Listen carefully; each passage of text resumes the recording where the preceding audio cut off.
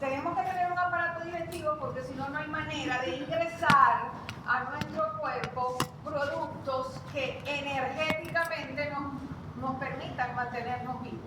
Entonces, tenemos que tener un aparato donde podamos meter comida, absorber a la sangre lo bueno y lo que no es bueno, lo que quedó en el tubo digestivo que no se absorbió, tener un canal por donde eliminarlo. Y ese es el tubo digestivo. Se llama tubo porque tiene dos aberturas. Tiene la boca y tiene el ano. Y todo lo que nosotros metemos por boca sale por ano. Obviamente no lo que no se absorbe. Aquí igual que la sangre, igual que la orina. O sea, yo meto un 100%, absorbo un cuanto y lo que no absorbo lo boto. Si yo sumo lo que absorbo más lo que boto, me tiene que dar lo que metí.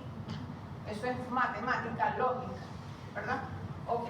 Entonces, no es tan fácil porque nosotros no comemos cosas digeridas, sino que comemos cosas grandes, o bebemos cosas grandes. Entonces, tenemos que tener en nuestro organismo enzimas, número uno, enzimas que degraden los alimentos que comemos.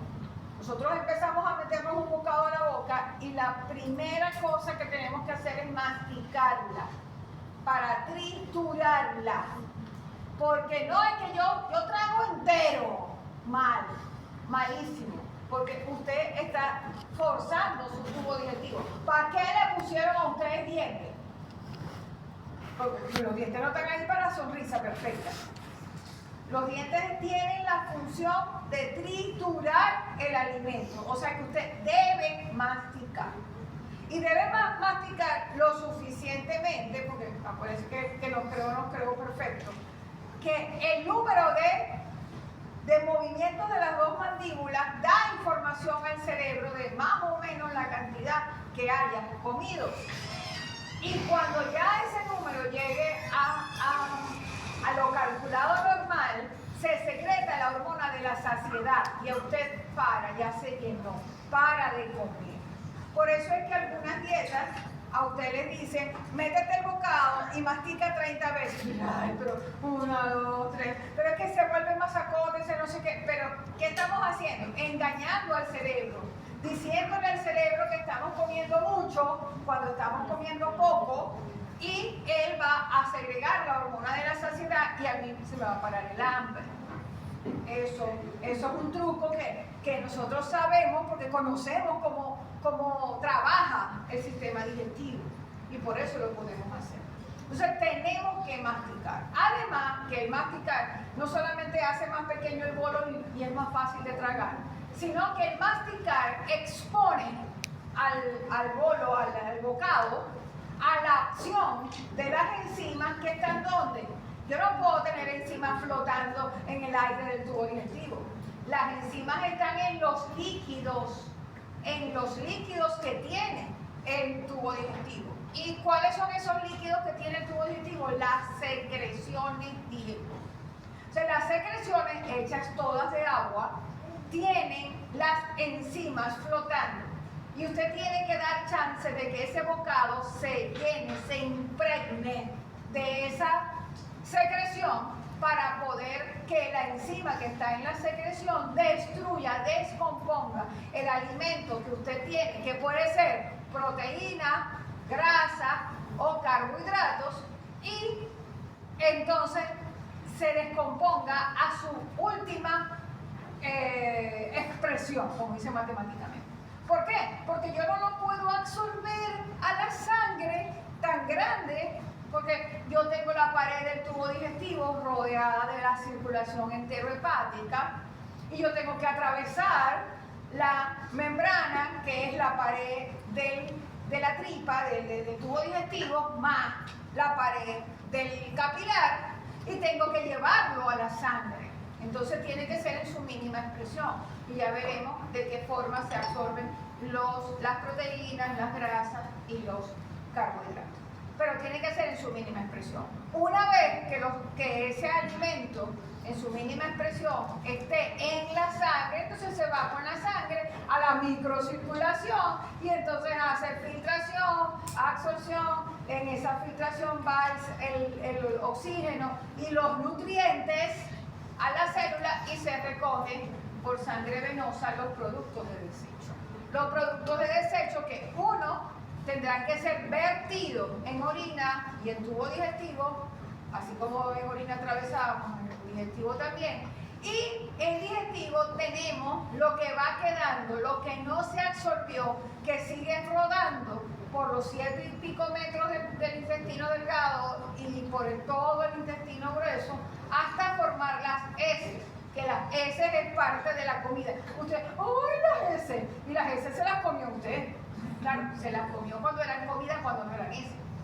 Pero eso que usted está botando no es un producto putrefacto, eso no, eso es parte de la comida que no se absorbió, más nada, más la acción de las bacterias de flora bacteriana normal de colon. Eso es todo lo que es las heces. Porque, ay, que las heces, que se ensucian con un poquito de heces y creen que se van a morir. O sea, por Dios, usted en base profesional de la salud se va a llenar de pupú, se va a llenar de orina, se va a llenar de sangre, se va a llenar de vómito, se va a llenar de saliva, se va a llenar de todo lo que se pueda llenar.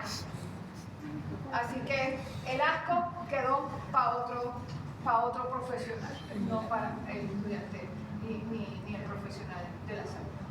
¿Ok?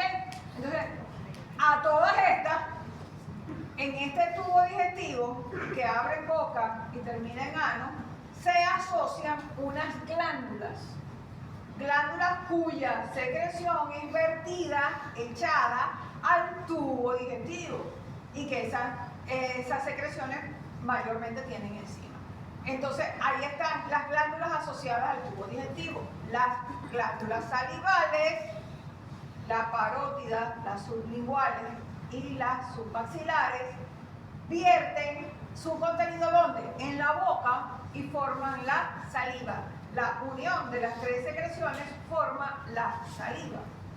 Y luego todo el tubo digestivo está recubierto de glándulas y las glándulas producen secreción. Entonces tenemos secreción esofágica, secreción gástrica de 2 tipos, tenemos excreción de otras 2 grandes glándulas, órganos de función glandular importante, que desembocan en el tubo digestivo y son nada más y nada menos que el hígado, que desemboca en duodeno, y el páncreas, que desemboca en duodeno. Y el páncreas tiene una parte exocrina, que es el jugo pancreático, y una parte endocrina, que ya la vamos a ver cuando veamos endocrina. Mientras que el hígado produce una secreción que se llama bilis y que también termina en tubo digestivo, termina a nivel de duodeno y da en muchas partes el responsable de la coloración de las heces, los pigmentos que vienen del hígado. ¿Ok? Si estamos entendiendo macro. Entonces, el tubo digestivo fisiológicamente tiene 4 grandes funciones. Primero, la función secretora, que es la que vamos a ver hoy. La función secretora, todas las secreciones, desde la boca hasta el ano, todas las secreciones vamos a ver hoy. Y mañana vamos a ver motilidad, que es otra propiedad que tiene el tubo digestivo, que se mueve siempre en dirección boca-ano, siempre hacia el ano, para ir arrastrando de alguna manera las heces hacia el ano, la motilidad. Después vamos a ver la digestión, que es aprenderme, porque no hay manera de explicarlo, aprenderme cuáles son, adelante, cuáles son las enzimas que atacan a cada uno de los tipos de comida, porque una enzima que degrada carbohidratos no degrada proteínas y no degrada grasa. O sea, cada tipo de comida tiene sus enzimas. Entonces, y hacen la digestión, que la digestión es romper, degradar el producto. Luego vamos a ver absorción, que es cómo, ya que lo tengo digerido, cómo hago absorción. cómo lo paso, ¿verdad? Y finalmente vamos a ver cómo lo paso a sangre, las funciones del hígado. Esas son las grandes partes que en 2 días o en día y medio vamos a ver de la primera parte, la primera parte del módulo 3, que es fisiología directa. Hoy nos quedamos con la parte secretora solamente. Tanto en secreciones como en hormonas, yo les aconsejo a los que decidieron estudiar fisiología en verano y que están dedicados a ello, porque si yo decidí inscribir verano y estudiar fisiología, no es porque voy para la playa, no es porque voy a una fiesta, no es porque voy a rumbear, no es porque... Entonces, usted si hubiera querido hacer todo eso, no hubiera inscrito fisiología. Así de sencillo.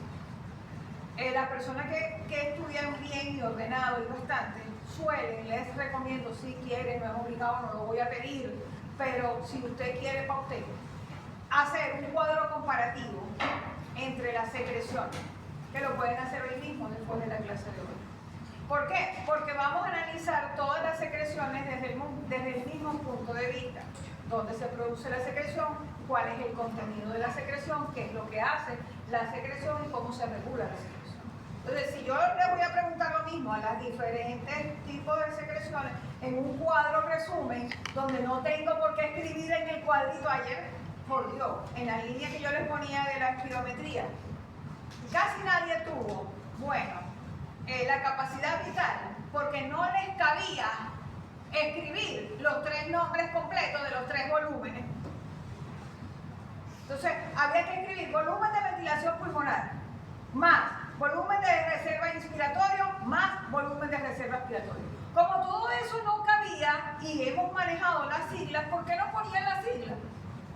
Volumen de reserva inspiratorio, volumen de reserva, o sea, tres cositas por un más. Entonces, casi todo el mundo la tuvo mala. Yo quiero repetir que la capacidad vital está formada por 3 volúmenes. Entonces me ponían capacidad inspiratoria y volumen de reserva expiratoria. Matemáticamente eso es verdad, pero la pregunta decía ¿qué volumen? No decía ¿qué capacidad? Si a usted le pregunta volumen, ¿por qué usted va a responder capacidad? Si a usted le preguntan capacidad, ¿cuál es la capacidad? Usted dice volumen residual. Tiene que estar malo, porque a usted le están preguntando volumen y está respondiendo capacidad. O le están preguntando capacidad y está respondiendo volumen. Está malo. O sea, el problema no es que no sepan, el problema es que no saben leer lo que les están preguntando. No saben leer lo que les están preguntando, y eso sí es peligroso. ¿Ok? Igual cuando veamos hormonas, igual. Las hormonas se preguntan el nombre, el origen, la naturaleza química, el órgano blanco, la función y la regulación. Lo mismo en todas las hormonas. Entonces es más fácil, después que usted se empieza a puñalear las hormonas, se le olvida. Cuando ya va por la quinta, se le olvidó la primera. Entonces, si usted la tiene resumida en un cuadrito, cuando viene el cuadro, usted dice, a ver, ¿cuáles son las hormonas proteicas? Esta. ¿Cuáles son las hormonas que aumentan el azúcar en la sangre? Esta, porque ya lo tiene en el cuadro. No se va a poner a buscar, ya va, las que aumentan el azúcar en la sangre, ya va a esperar. Hormona de crecimiento, pierde la vida, pierde tiempo. Entonces, son estrategias para ganar tiempo. Que no la quiero hacer por vagueza, no la hagan. El resultado es suyo, no mío. La nota del examen es suya, no mía. Es suya. ¿Ok? Entonces vamos a empezar con secreción. Ya va. Importante la función. La función de las secreciones, de todas las secreciones, tiene en general las siguientes funciones. Primero, contener enzimas digestivas. Ya vamos a ver exactamente qué secreción tiene y qué secreción no tiene. Es muy raro la secreción que no tenga enzimas. Pero, ¿qué son enzimas? Una proteína que degrada a un sustrato. Llámese otra proteína o grasa o carbohidrato. Y moco. Tan bueno que es el moco, no para comérselo, sino que el moco se produce adentro porque necesitamos moco para resbalar, para que resbale todo lo que nosotros, imagínense que nuestras vías fueran secas. Comida que usted se come se le queda pegada en las paredes del estómago, en las paredes del esófago. O sea, no, tenemos que tener suficiente moco para que ruede ese contenido. Entonces, enzimas y moco es lo más importante que vamos a ver. Algunas tienen más enzimas, otras tienen más moco. Ajá. Ahí esto es histología. Los tipos anatómicos de glándulas, mucosas, tubulares, complejas. Solamente las voy a pasar para que la vean. Eso es histología. Ahí están las que son celulares, secretan moco. Ahí está de dónde viene el moco. De las glándulas que están caliciformes, que son células caliciformes, que son glándulas de una sola célula. La caliciforme. ¿Para qué sirve el moco? Para la lubricación. Seguimos. Las que son depresiones de la mucosa, que se va para abajo, en el intestino delgado están las criptas de Liverpool, por ejemplo. Pero eso, vuelvo a decir, es histología.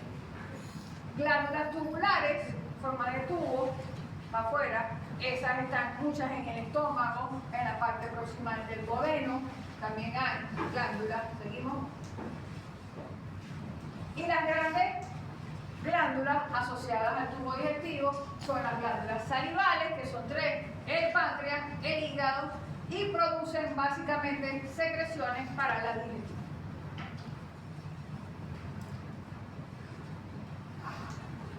En los mecanismos de estimulación no voy a entrar en detalle, pero sí voy a recordar lo que ustedes tienen que recordar. A nivel de secreción, el sistema nervioso autónomo parasimpático favorece la secreción, mientras que el simpático inhibe la secreción. ¿Se acuerdan? Eso es el primer módulo. Simpático y parasimpático. Decirle a tu compañera, Alejandra, a los que vienen a escuchar, si van a escuchar, vienen antes de la hora, no me interrumpen la clase y menos se salen. Sino que no venga más. De metodología, me estaba preguntando qué sitio era metodología. Ella desde aquí no sé quién es. Cualquier cosa. O sea, cualquier cosa. No me van a creer que una muchacha de bioanálisis, sí, inscribió metodología estadística general en la primera mitad, 2 semanas. Y tuvo 2 semanas asistiendo a metodología de la investigación en medicina. Terminó, aprobó metodología de la investigación en medicina, y cuando le fuimos a cargar la nota, no, pero sí, esa nota no está ni siquiera ofertada por bioanálisis. O sea, ella no se dio cuenta que ella era la única de bioanálisis y todo el mundo era de medicina. Y que ella era otra materia, ni siquiera era la misma materia en otra escuela, era otra materia. Aprobó una que no inscribió, que no le tocaba, y dejó sin información la que le tocaba. Y se dio cuenta cuando terminó. O sea, hay que estar perdido. Y lo que yo les decía, que para ser médico no se puede ser perdido. El médico no pega con perdido. El médico es pila. El médico perdido deja morir al paciente. Ok, entonces no nos vamos a enrollar con todo lo que dice ahí de estimulación. La principal estimulación de la secreción es el sistema nervioso parasimpático. ¿Quién es el neurotransmisor del parasimpático? Acetilcolina. Por lo tanto, donde haya acetilcolina, ahí va a haber aumento de la secreción. En todos lados. Ahí está. Parasimpática, simpática. Los nervios que llevan el parasimpático y los simpáticos. También hay una estimulación hormonal, es decir, sustancias que se producen en el mismo tubo digestivo y que, por ejemplo, cuando usted piensa en comida, se le empiezan a mover las tripas y a sonar. ¿Por qué? Si usted no se ha llevado nada a la boca, usted lo único que está es pensando, porque está haciendo un pensamiento que dispara el parasimpático para prepararse. Ya son cerca de las 12, ya me está dando hambre, me voy a preparar porque voy a comer. Entonces tienen que haber suficientes secreciones en el cuerpo para recibir esa comida. Luego, cuando ya empiezo a comer, la presencia de comida en el tubo digestivo distiende el tubo digestivo. Esa distensión o irritación que produce lo que me estoy comiendo también ayuda a la secreción. Y cuando ya el bolo alimenticio ya pasó del estómago para el intestino, ¿necesito seguir secretando enzimas para digerirlo? No. No, porque si ya pasó la comida, ¿para qué voy a producir yo más enzimas para romper a quién? Si ya comí.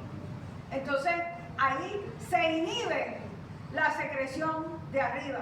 Aumenta la secreción de abajo por distensión, pero la secreción gástrica se inhibe porque ya no hay nada en el estómago, ya todo pasó para el intestino, ya no necesito perder las enzimas ahí. ¿Ok? Entonces, esa es una parte de regulación.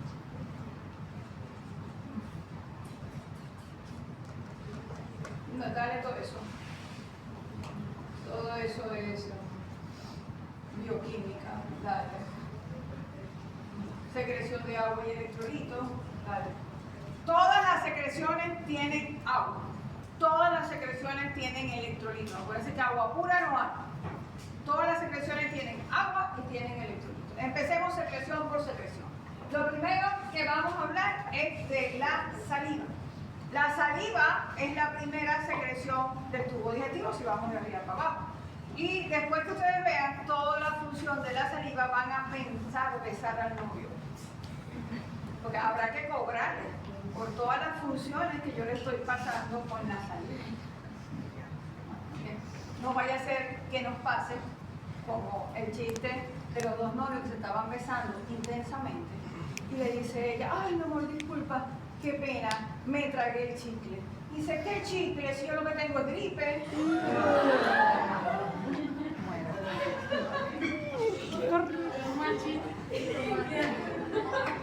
Ok, eso pasa. Ok, secreción saliva. Primero, ¿dónde tiene su origen? En las glándulas salivales. ¿Cuáles son las glándulas salivales? Parótidas, que tiene una secreción serosa. Sublinguales, que tiene una secreción mixta. Mixta es serosa y mucosa. Submaxilares, mixta. La unión de las tres constituye la saliva. Volumen diario de saliva, babosos, de 800 a 1500. Litro y medio de baba. Litro y medio de saliva diario. Usted todos los días. Ah, ¿qué pasa? Que usted no escupe 1500 cc. Usted se traga la mayor parte de la saliva. Usted se la traga. Y por supuesto, al tragársela, la saliva corre hasta que sale por el ano lo que salga, por el ano que no se resuelve. ¿Ok? La composición, el pH, el pH es ácido. La saliva es ácida, porque es óptimo que sea ácido para la actividad de la tialina. La tialina es una enzima que está en la saliva. Entonces, tiene que ser ácida para poder. ¿Qué tiene la saliva? Dos tipos de secreción proteica. O sea, tiene dos enzimas. Tiene producida por la mucosa. Moco y lipasa lingual. Si es, primero, recordamos bioquímica, si termina en asa, es una enzima. Y las enzimas son proteínas. Proteínas que cortan. ¿Ok? Eso es una enzima. Proteínas que degradan. Y terminan en asa. Si es lipasa, es porque es una enzima que degrada lípido. No hay otra. Los carbohidratos no se llaman líquidos y las proteínas no se llaman líquidos. Las grasas se llaman lípidos. Una lipasa es una enzima que degrada lípido. ¿Y por qué se llama lingual? Porque es producida en las glándulas sublinguales. Y es parte de la saliva. ¿Y para qué sirve? Para degradar las grasas. O sea que cuando usted se come una empanada grasienta, de esas buenas que son buenísimas, sí, que dejan la servilleta pero así, puedes exprimir la servilleta. Exacto, como no. De carne mechada, sí. Cuando usted se la mete a la boca y la mastica, su lipasa lingual está empezando a digerir esa grasa. que cuando esa grasa llegue al estómago, ya llegue predigerida. Lo mismo pasa, las células serosas producen la tialina. Y la tialina es una alfa amilasa, que es asa termina es una enzima. Y amila viene de almidón. ¿Qué es el almidón? Carbohidratos. Yo creo que a ustedes les falta bioquímica. Almidón es carbohidrato.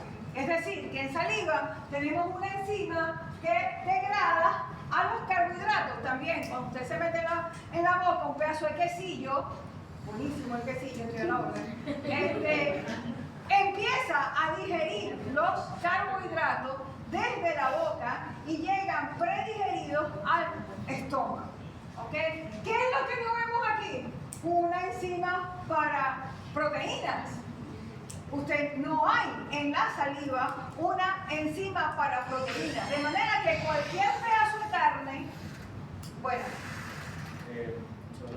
¿perdón? Metodología, la 7 creo. En la 7. Perdí la metodología. Bueno, que me dieron ayer. Ajá.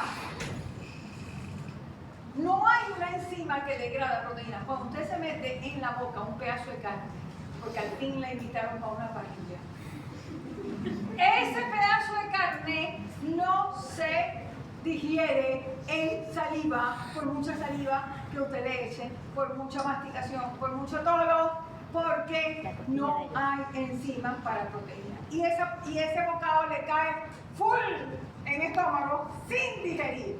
Por eso es que las carnes, en general, las proteínas, son más difíciles de digerir, son más pesadas.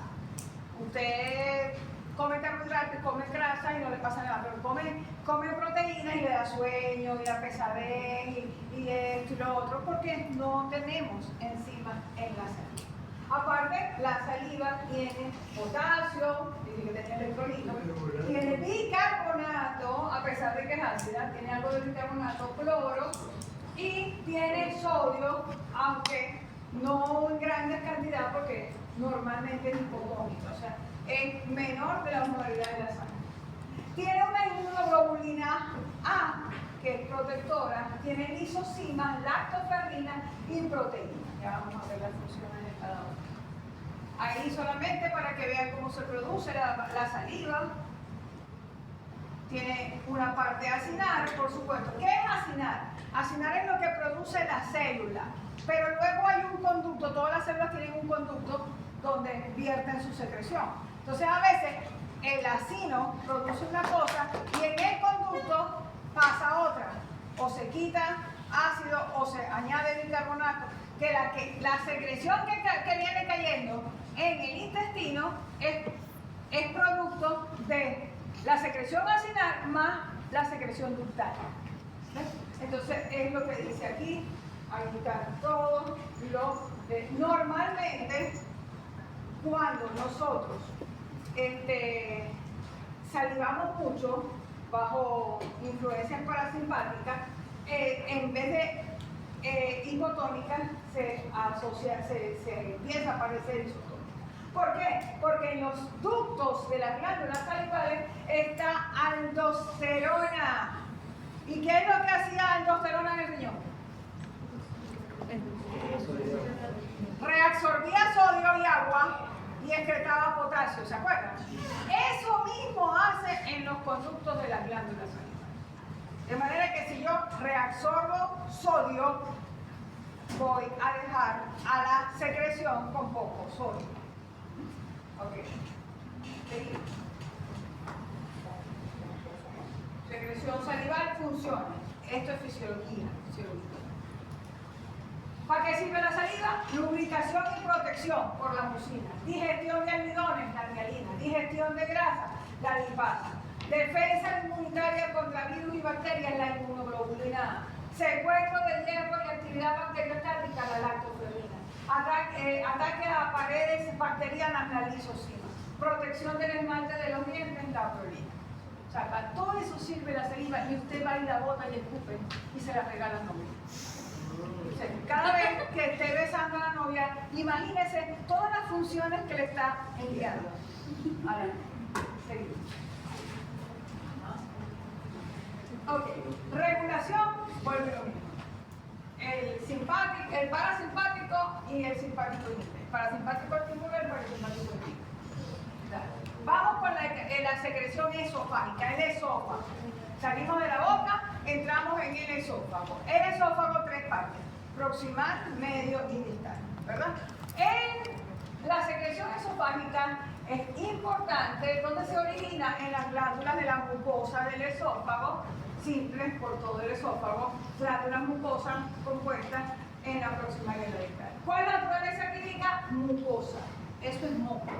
Moco. La secreción del esófago es moco. No hay enzimas en la secreción esofágica.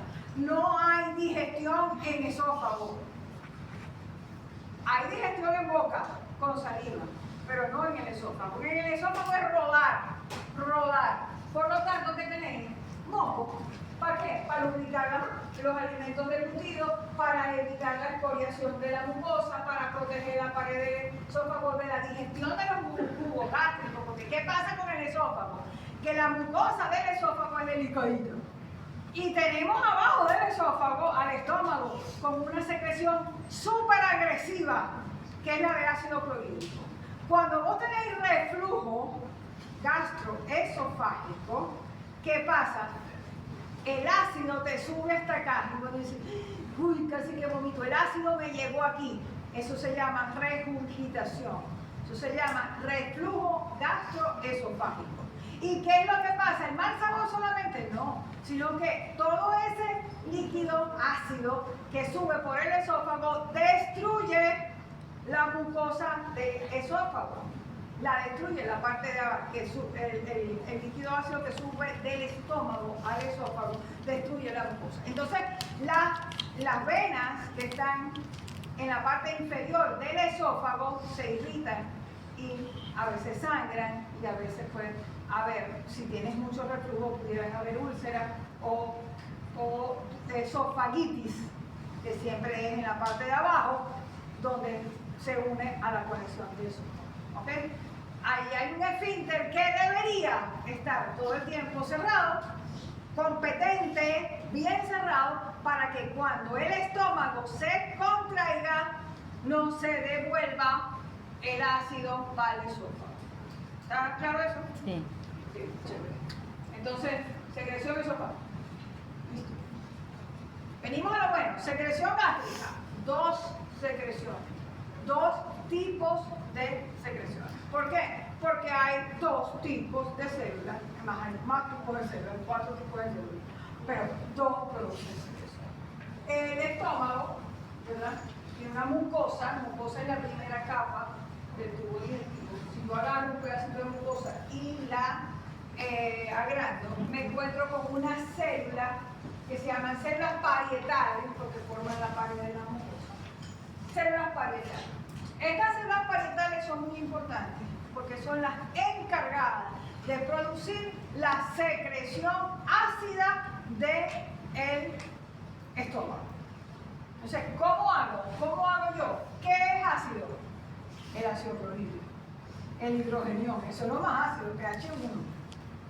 Más ácido que eso no hay. Entonces, ¿cómo hago yo para producir, cómo hace la célula del estómago para producir ácido clorhídrico?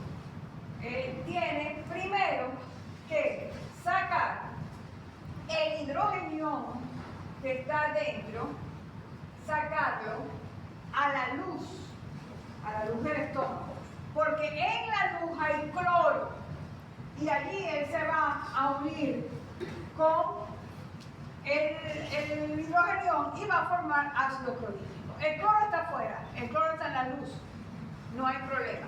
El problema es sacar el hidrogenión, porque como estoy yendo en contra de un gradiente, yo tengo que utilizar la bomba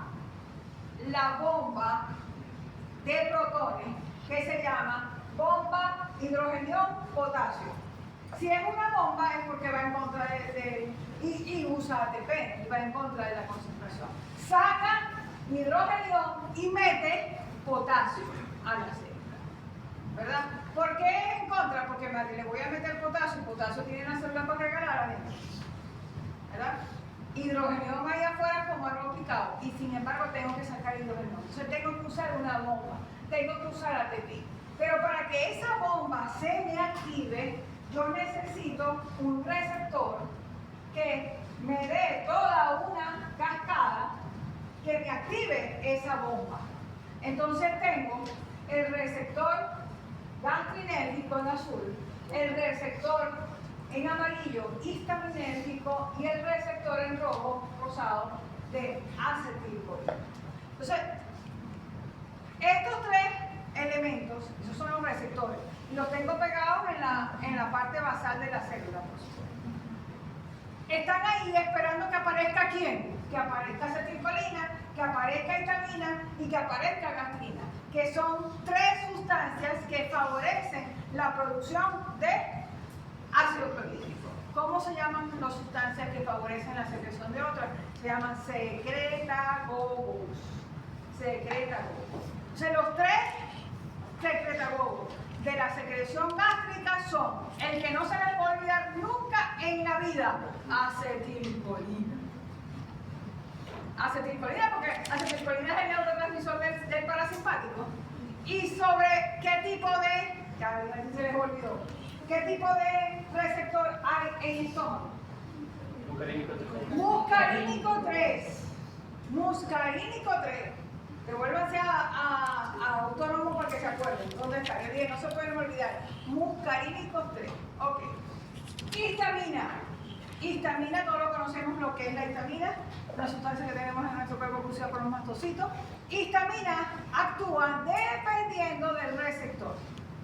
Si está en histaminérgicos 1, histamina media las reacciones inflamatorias. Cuando usted se toma una cetiricina o una loratadina, está inhibiendo la histamina para que no actúe sobre receptores H1, que son los receptores de la alergia. Pero aquí no tenemos que ver nada con la alergia. Estos son receptores histaminérgicos 2, que cuando se unen a la histamina, lo que hacen es favorecer la producción de ácido clorhídrico. Y gastrina es una hormona local que produce el mismo estómago para favorecer su producción de ácido clorhídrico. Entonces, secretagogos, acetilcolina, histamina y gastrina. Cada quien tiene su receptor. Cuando hay la interacción de la sustancia con el receptor, se desencadena una vía que finalmente va a estimular a la bomba de protones a sacar hidrógeno para formar ácido. Entonces la pregunta es, ¿y por qué tenemos que formar ácido clorhídrico si es tan malo? Si rompe la mucosa. O sea, ¿para qué carajo tenemos que producir entonces ácido clorhídrico? Tenemos que producir ácido clorhídrico porque si no, no activamos a la enzima, a la primera enzima que degrada proteína que está en el estómago. Y ya la proteína no la comimos y no se digiere en boca. Tiene que digerir, en el esófago tampoco se digiere nada. A lo que llega al estómago hay que empezar a luchar con la digestión de las proteínas. Y la enzima que digiere a las proteínas necesita para activarse de un pH ácido. ¿Y qué mejor que el ácido clorhídrico para activar? ¿Ok? Entonces, la pregunta, ¿cómo hace la mucosa del estómago para vivir llena de ácido clorhídrico sin autodestruirse? Porque el duodeno se escoñeta cuando le da ácido clorhídrico, porque el estómago no. Porque el estómago tiene unas sustancias protectoras, las vamos a ver, que permiten que el ácido clorhídrico esté solo en el estómago, solo allí, no hace daño. Cuando ese quimo lleno de ácido clorhídrico pasa al duodeno, viene el peligro de que el ácido queme la mucosa del duodeno. Para eso viene el páncreas y dice un chorro de bicarbonato. ¡Guau! y el chorro de bicarbonato sobre el ácido lo neutraliza, ¿sí o no? El bicarbonato neutraliza el ácido clorhídrico. Entonces ese bolo alimenticio puede correr libremente por el duodeno, lento, dando chance a la reabsorción, no es reabsorción, es absorción de nutrientes, porque ya no está quemando a la mucosa, porque ya neutralizaron al ácido clorhídrico, el chorro de bicarbonato. Pero en el estómago no hay bicarbonato. En el estómago hay ácido clorhídrico. Bastante. ¿Está eso claro? Ok, chévere. Seguimos. Ahora va a explicar toda la secreción ácida. Hay dos tipos de secreción. Dije que las células parietales, aquí. ¿Dónde están las células parietales? Abajo, células. Células oxínticas o parietales son las que secretan ácido clorhídrico y también secretan factor intrínseco. O sea, tienen dos secreciones. Y las células pépticas o principales secretan grandes cantidades de pexinógeno. ¿Y qué es pexinógeno? Otro agente agresivo, porque él solo es un zimógeno, él no hace nada. Pero cuando el pexinógeno es atacado por el ácido clorhídrico, se transforma en pexina. Y pexina es la primera enzima que digiere a las proteínas. Y también hay células mucosas que producen compuestos. ¿Ok? Otro tipo de glándulas pilóricas secretan gastrina. Y gastrina es un secretagogo de la secreción ácida.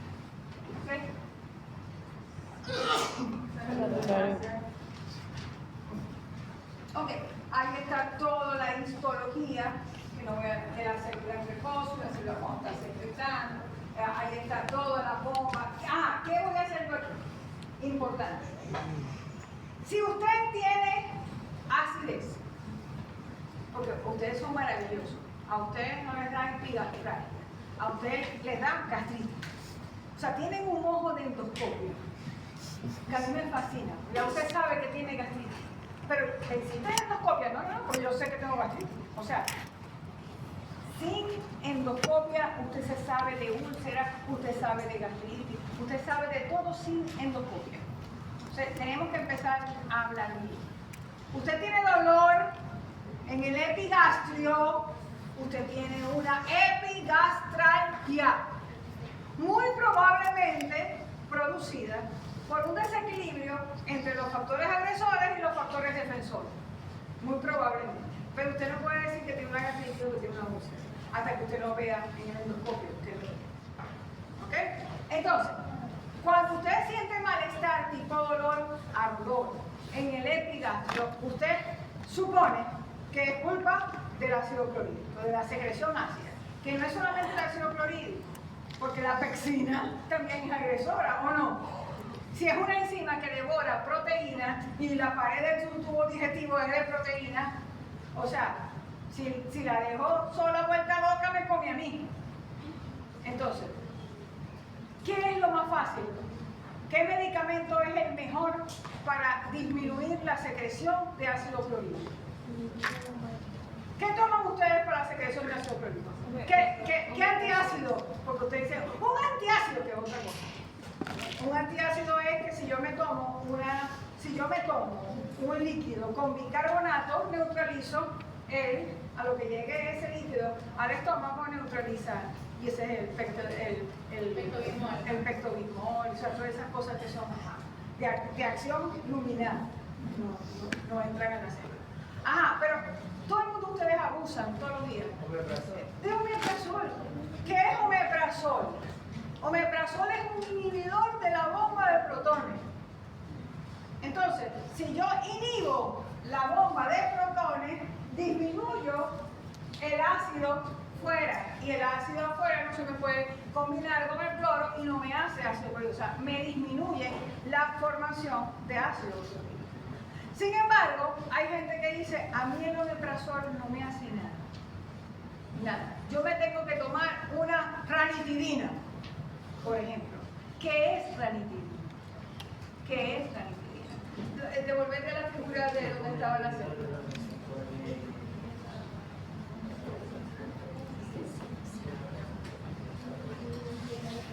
Ranitidina bloquea el receptor histaminérgico 2. Lo bloquea. Entonces, yo tengo menos formación de ácido clorhídrico, no porque he bloqueado la bomba, sino porque he bloqueado a uno de los 3 secretagogos. El resultado es el mismo, menos formación de ácido clorhídrico. Pero la vía es diferente. Uno está bloqueando la bomba directamente y el otro está bloqueando un secretagogo, o sea, el receptor del secretagogo. ¿Está eso claro? Sí. Como no somos iguales, hay gente que le cae mejor el omeprazol, hay gente que le cae mejor la ranitidina. Y ahí. ¿Ok? Debe. Seguimos. Eso es un toque farmacológico. Ok. ¿Cómo se regula la célula parietal? Vamos a ver cómo, ya más o menos hablamos de eso. Ajá. ¿Cuáles son, cuando yo les digo cómo se regula, es quién lo estimula y quién lo inhibe? Eso es cómo se regula. ¿Quiénes son los 3 secretagogos principales? Histamina, acetilcolina y gastrina. Perfecto. Esos son la estimulación. Se estimula bajo esas 3 secretagogos. ¿Cómo se inhibe? Bueno, ahí explica lo que es la histamina. Dale. Allí habla de la histamina, del histaminérgico 2, de la vía, de cómo lo hace. Ahí habla de la acetilcolina, que es la acetilcolina, todo lo demás. Lo leemos. Ajá. El muscarínico, el receptor muscarínico 3, todo eso. Dale. Y la figura de acetilcolina, muscarínico 3, toda la vía hasta que llega a favorecer la bomba. La gastrina, que es la gastrina, todo lo demás, cómo actúa la gastrina, y ahí está la misma. Los 3 secretagogos, esos son los estimuladores. Los inhibidores. Mecanismo inhibitorio. Importantísimo. Las prostaglandinas. Las prostaglandinas inhiben la producción de ácido clorhídrico en el estómago.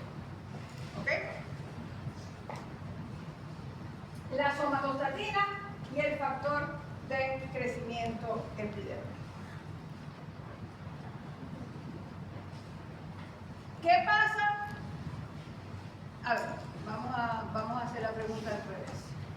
Si yo tengo mucho ácido, yo puedo inhibir el ácido directamente. O puedo, en otros casos, inhibir a los factores. Yo creo que, a ver, no sé si tuve la oportunidad de explicarles a ustedes esto. Lo mismo sucede aquí en digestivo como en hipertensión. Aquí en digestivo tiene que haber un equilibrio entre sustancias agresoras y sustancias protectoras. Sustancias protectoras, el flujo sanguíneo, el bicarbonato, la restitución celular, prostaglandinas, son protectoras. Son protectoras.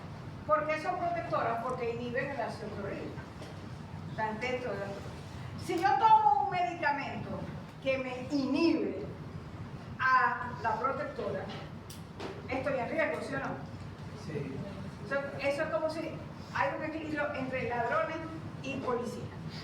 Resulta que yo tengo aquí 5 ladrones y aquí tengo 5 policías. Lo primero que vamos a asumir es que estos policías no son ladrones. Porque si no tengo 10 ladrones. Pero vamos a suponer que son policías de lo bueno. Y que cada policía me va a neutralizar a un ladrón. 5 para 5 no debe haber robos, no deben haber atracos, no deben haber nada. Porque cada policía está neutralizado por su cada ladrón está neutralizado por su respectivo policía. ¿Qué pasa si yo agrego 3 ladrones más?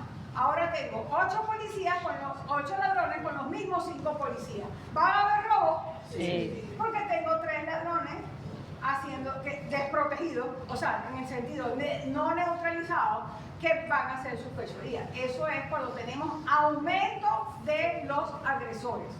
Aumento neto. Si usted tiene un tumor productor de gastrina, y gastrina es un secretario de cómo va a tener el ácido clorhídrico así, altísimo, porque realmente tenemos un aumento en la producción, pero no todos los que tenemos gastritis tenemos un tumor productor de gastrina. ¿Qué pasa? Que lo mismo es que yo con los mismos 5 ladrones se me enfermaron 3 policías y me quedé con 2. Este neutraliza y me quedaron 3 policías haciendo lo mismo que los 3 policías que tenía además. Aquí, en este escenario, ¿tengo aumentados los agresores? No están aumentados, eran 5, siguen siendo 5. Lo que tengo es disminuido los protectores. Pero el efecto es el mismo que si tuvieran aumentado los agresores. Pero no es lo mismo. La mayoría de las personas que tienen gastritis o que sufren de gastritis, de lo que ellos llaman gastritis, es porque toman medicamentos que inhiben a las prostaglandinas, enferman a un policía y entonces permiten que el ladrón haga de las suyas porque lo dejaron sin cuidado. ¿Ok? O sea, no siempre que tenemos gastritis es por aumento del agresor. A veces por deficiencia del protector. No hay una pastillita de prostaglandina necesita. Ay, me voy a tomar una pastillita de prostaglandina para subirme la protaglandina. No, porque al revés, los medicamentos que quitan el dolor, ¿cómo quitan el dolor? Inhibiendo las prostaglandinas. Entonces nos quitan la protección. Por eso es que cuando a usted le dicen que se tiene que tomar un AINE, un antiinflamatorio no esteroideo, usted dice, ay, es que eso cae, es muy duro, eso pega en el estómago, tómese un protector gástrico.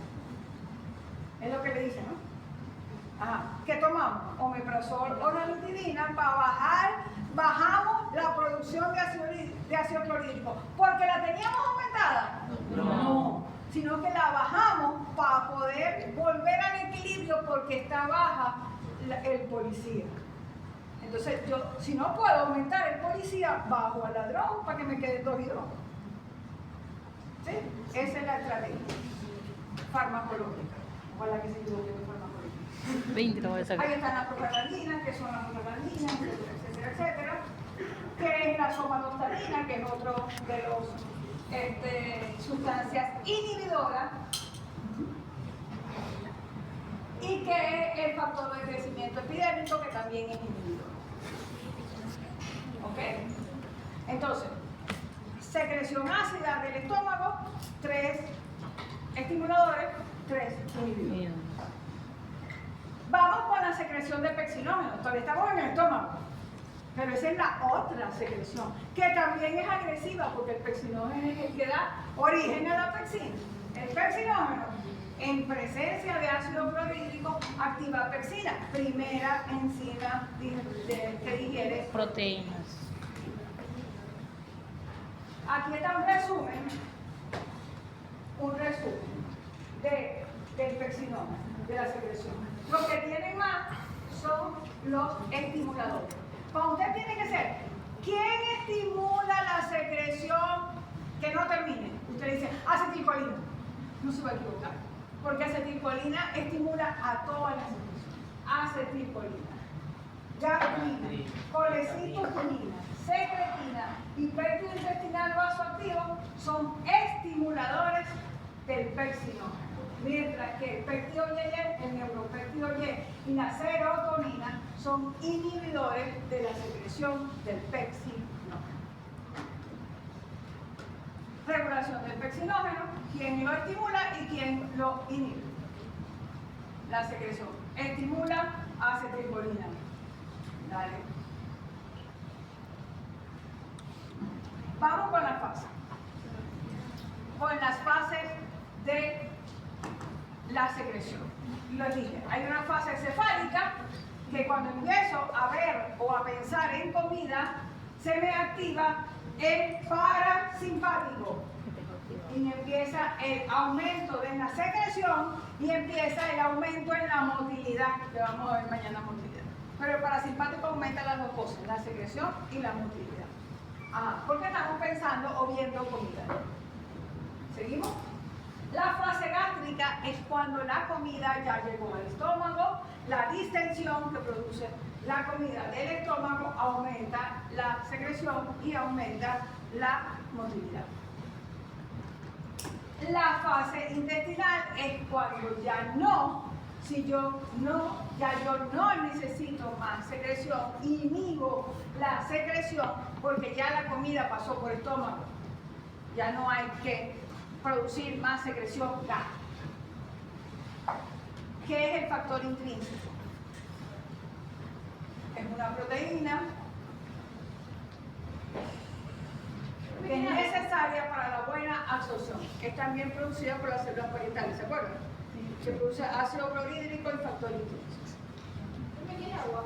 Ahorita me traen, a la grasa no. Chévere. Ahí está el factor intrínseco, importantísimo en la anemia.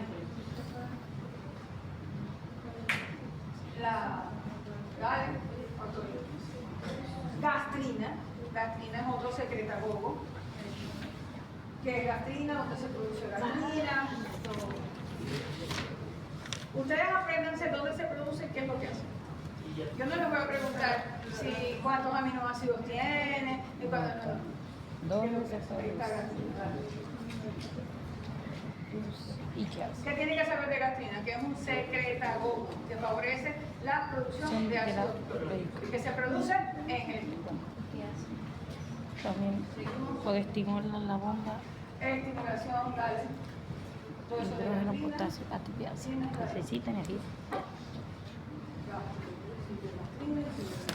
Esto es lo que acabo de explicar de las enfermedades.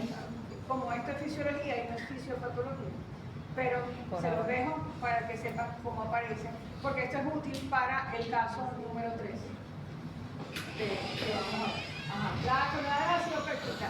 Ese es el nombre, gracias. ¿Cuáles son las enfermedades?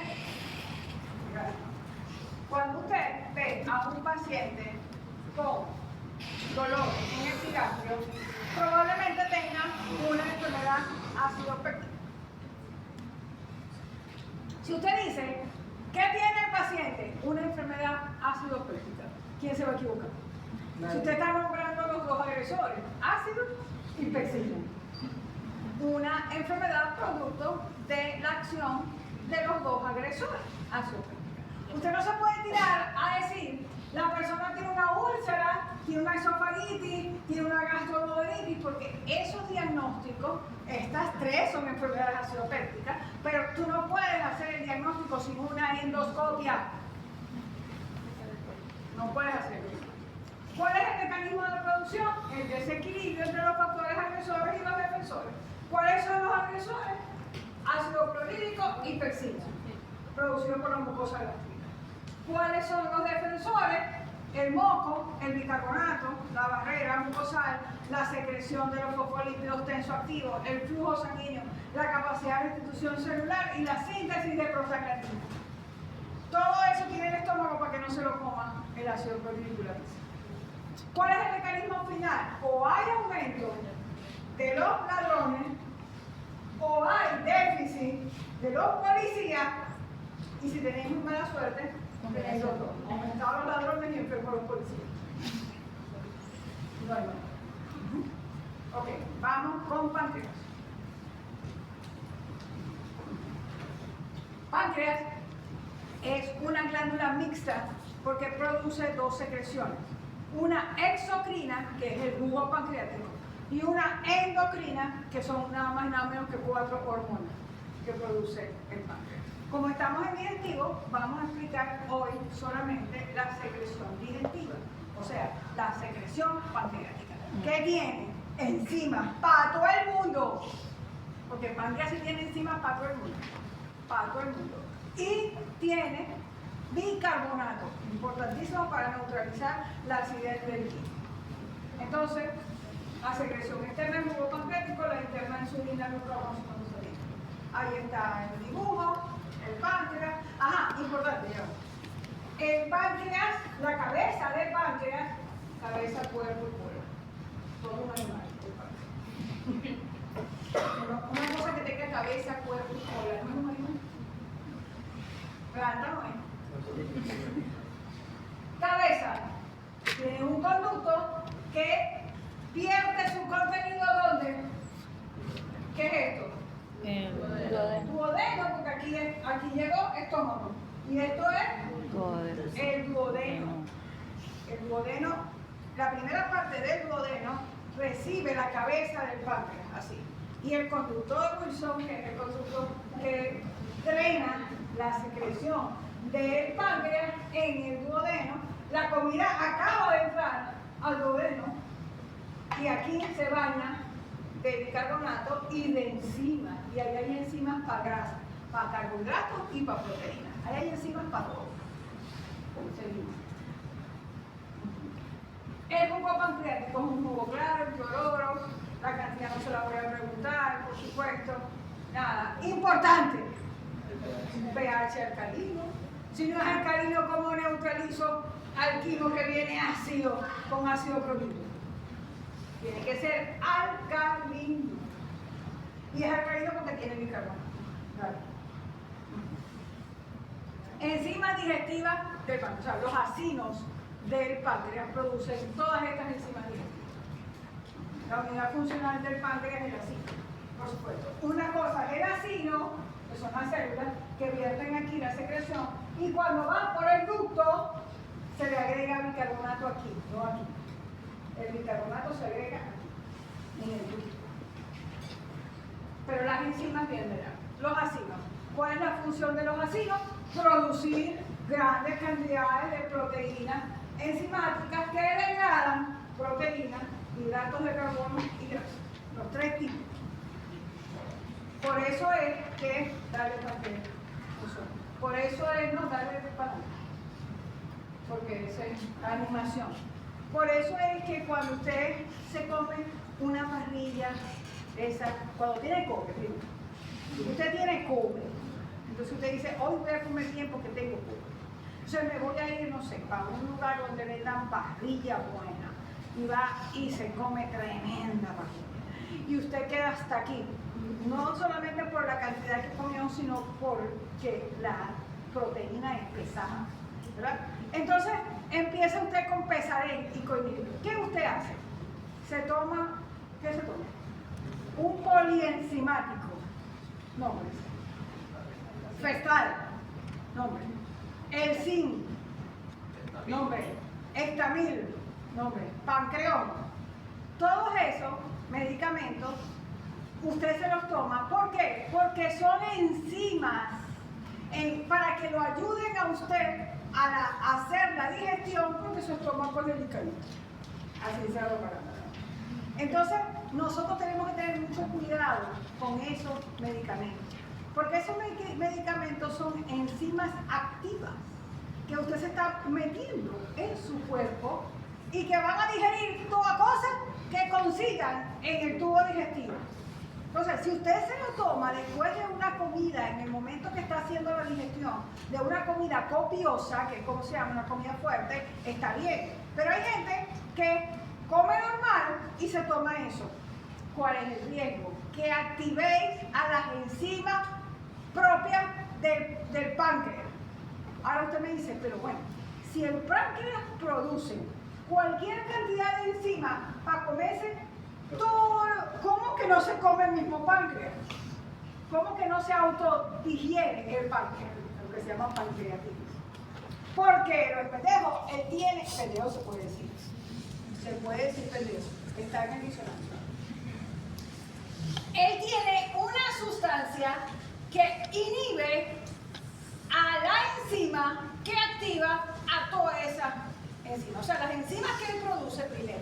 Las enzimas que él produce las produce en forma de simógeno. ¿Qué significa simógeno? Simógeno. Inactivas. Entonces, mientras yo produzca kilos de enzimas, pero estén inactivas, yo no tengo riesgo. El problema es que me las active. Entonces, hay una enzima que es la tripsina, que activa a todas esas enzimas. Entonces, ¿cuál es el secreto? Inhibamos a la tripsina. Si yo mantengo a la tripsina inhibida, ella no me puede inhibir a ninguna otra. Entonces está el inhibidor del tripsinógeno, para que el tripsinógeno no se le transforme en tripsina. ¿Ok? ¿Qué pasa en la pancreatitis? Que se pierde la acción del inhibidor del tripsinógeno. Se activa la tripsina activa a todas las enzimas y se te empieza a autodigerir el páncreas. ¿Y cuál es el problema de que se te coman el páncreas? El problema del páncreas es que te quedáis sin enzima para digerir alimentos, pero te quedáis sin insulina, sin glucagón, sin somatostatina, o sea, morirá pancreatitis. Una pancreatitis fuerte, la persona muere. Gravísimo. Las pancreatitis se hospitalizan en flor intestino. Si se revierte, la contáis. Entonces, mosca con estar tomando cosas, abusando de medicamentos, mosca, porque eso puede despertar el monstruo que está ahí. Por supuesto, exocitosis, biología celular, como sale la noche. ¿Cuáles son las enzimas del páncreas? Ay, mi amor, me van a disculpar, pero